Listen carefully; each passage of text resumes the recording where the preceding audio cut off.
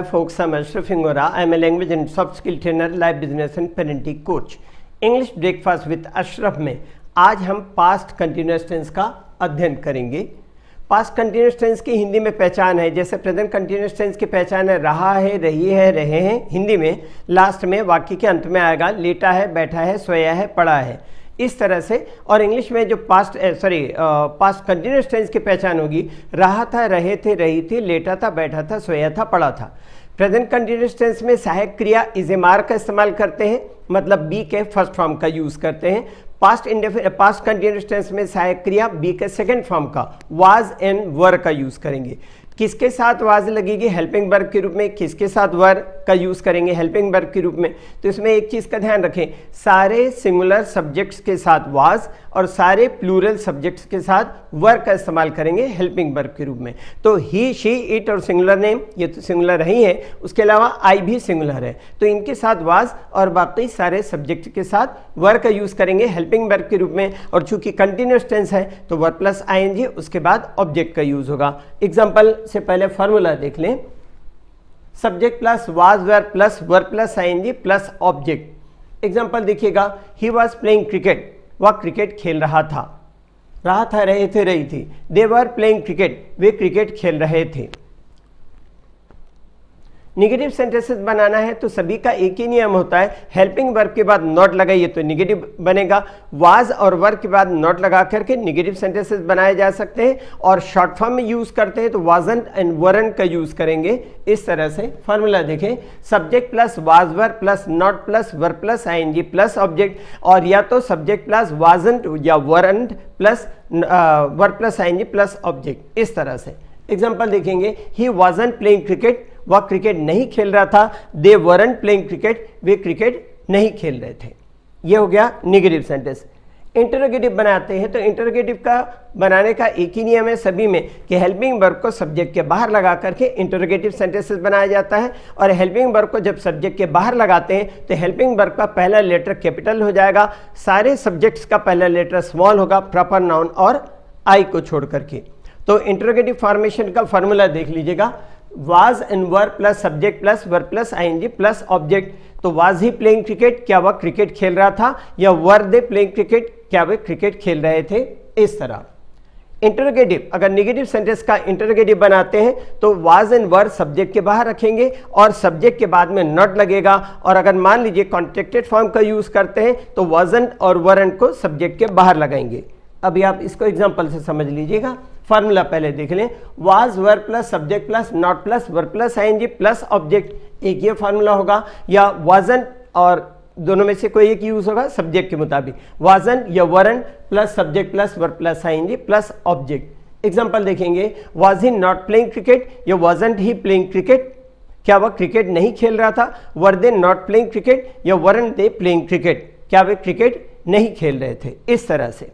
अब देखिए कुछ इनके different uses, past continuous tense के डिफरेंट यूजेस देखेंगे।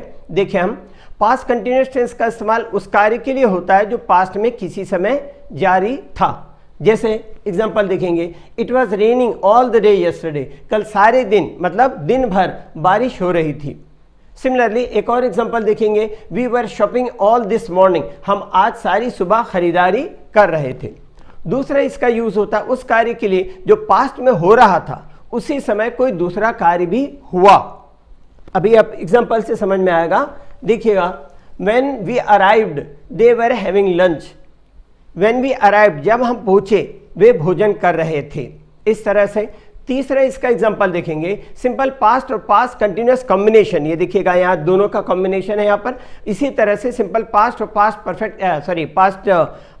कंटिन्यूअस कॉम्बिनेशन से बोध होता है कि एक कार्य जब हो रहा था उसी समय दूसरा कार्य हुआ। जैसे एग्जांपल में समझ में आ रहा है, सिंपल पास्ट का कॉम्बिनेशन अगर यूज करें, दोनों में पास्ट इंडेफिनिट टेंस का यूज करें तो एक कार्य के तुरंत बाद, मतलब सक्सेसिव एक्शन का, एक कार्य के तुरंत बाद दूसरे कार्य होने का बोध होता है। एग्जांपल से क्लियर होगी बात। When he saw me, he put the mobile down, जब उसने मुझे देखा उसने मोबाइल को नीचे रख दिया। नेक्स्ट इसका देखें, जब इस टेंस का इस्तेमाल यह बताने के लिए भी होता है कि कोई कार्य जो पास्ट में हो रहा था उसी समय दूसरा कार्य भी हो रहा था। आप एग्जाम्पल से क्लियर होगी बात। देखिए एग्जाम्पल को, While I was watching TV, my mother was cooking dinner for us.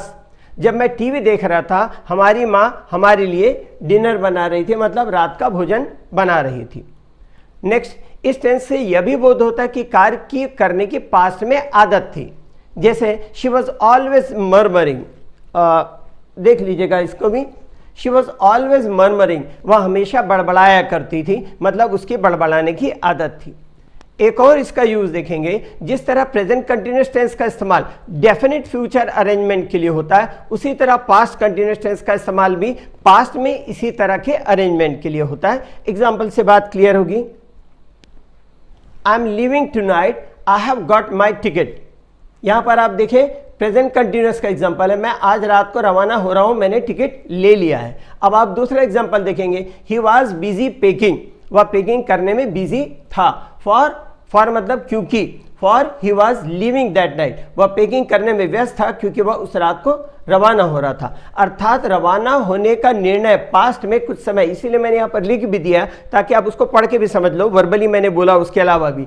तो यहाँ पर क्या पता चल रहा है, इसका अर्थ यह हो रहा है कि रवाना होने का निर्णय पास्ट में कुछ समय पहले ही ले लिया था। आगे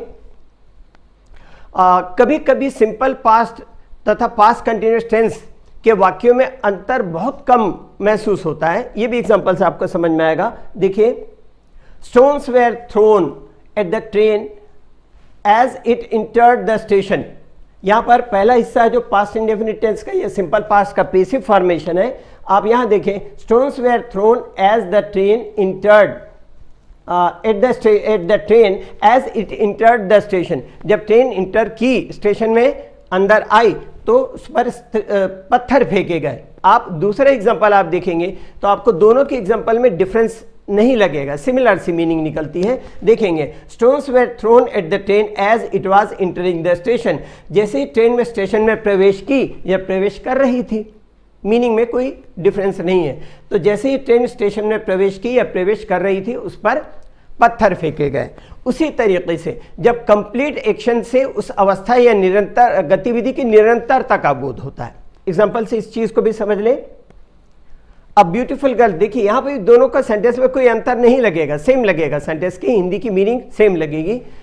a beautiful girl set at the table on my left, या इसकी जगह कह सकते हैं a beautiful girl was sitting at the table on my left. एक खूबसूरत लड़की मेरे दाहिनी तरफ टेबल पर बैठी थी या बैठी हुई थी।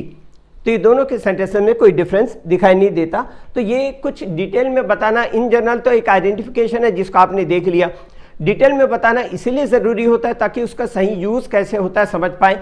कई बार आप देखिए past indefinite past continuous tense के सेंस में अभी आपने जो एग्जांपल देखा कोई डिफरेंस नज़र नहीं आ रहा है, कहीं पर आप देखिए थोड़ा सा डिफरेंस लगता है। तो जब बातचीत करते हैं, जब आप सेंटेंसेस का यूज़ करते हैं, तब आपको डिफिकल्टीज महसूस होती है, यार ये कैसे यूज़ हुआ। तो इस तरह से थोड़ा सा डिटेल ज़रूर लग रहा होगा, लेकिन उस डिटेल के थ्रू ही आप सही करेक्ट इंग्लिश बोल पाएंगे। और बातचीत करने के लिए हमेशा कोशिश करें, कोई बात करने वाला होता है इंग्लिश में तो द बेस्ट है, अगर कोई बात करने वाला नहीं है तो फ्लुएंसी कैसे इंप्रूव करो, without talking how can I improve my fluency considerably well, ये सोच आती है, उसके लिए कोई फिक्र करने की ज़रूरत नहीं है।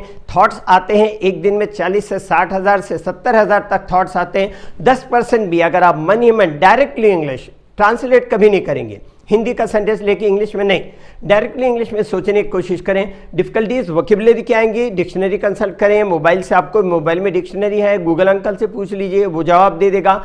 लेकिन अगर आपको कुछ कंस्ट्रक्शन में डिफिकल्टी जाती है, यार ये कंस्ट्रक्शन कैसे होगा, हम जैसे जैसे ऊपर जाते हैं वैसे वैसे ठंडापन होता जाता है, हम वर्बली ट्रांसलेशन ढूंढते हैं, यार जैसे जैसे का इंग्लिश में क्या होगा। तो वो जो प्रॉब्लम्स आते हैं उनका सॉल्यूशन मेरी इस बुक में है। 656 पेज की बुक है, 10 साल पहले रिलीज हो चुकी है मार्केट में। मुझसे लेना है तो एक स्पेशल डिस्काउंट पर अवेल होगी। इसकी कुछ खास बातों में एक बात इसमें यह है जो पूरी दुनिया की किसी बुक में नहीं है। मैं दुनिया बोलता हूं तो बात बड़ी लगती है, लेकिन जो ऑथर होता है किसी भी ग्रामर बुक का या लैंग्वेज प्रोफिशिएंसी बुक का, वो ऑथर प्लस कंपाइलर होता है। कंपाइलर मतलब संकलन करता। मैंने डिस्कोर्स मार्कर में इतनी काम की चीजें कलेक्ट की हैं, संकलन किया है जो पूरी दुनिया की किसी बुक में नहीं है, जिनके through varieties of the sentences बनती। कोई भी ऐसा कंस्ट्रक्शन आप देखेंगे जो आपसे नहीं बनता, आप इस बुक में देखिएगा। वेराइटीज ऑफ द सेंटेंसेस भी है, डिस्कोर्स मार्कर भी है। आपको लगेगा एक खजाना आपके हाथ में, ट्रेजर ट्रोव आपके हाथ में। मैं अपनी बुक है इसलिए नहीं बोल रहा हूं, आपकी मर्जी, लेकिन आपको अगर चाहिए तो एक स्पेशल डिस्काउंट पर मेरे पास उपलब्ध होगी। आप मुझे कॉल कर सकते हैं, व्हाट्सएप कर सकते हैं। इंग्लिश के लिए आप मेरे channel English breakfast with Ashraf and soft skill के लिए Ashraf the mover and shaker को लाइक, शेयर एंड सब्सक्राइब करें। कमेंट सेक्शन में कमेंट करें, बेल आइकॉन प्रेस करें और मेरी बुक जरूर पढ़ें। Thanks for watching.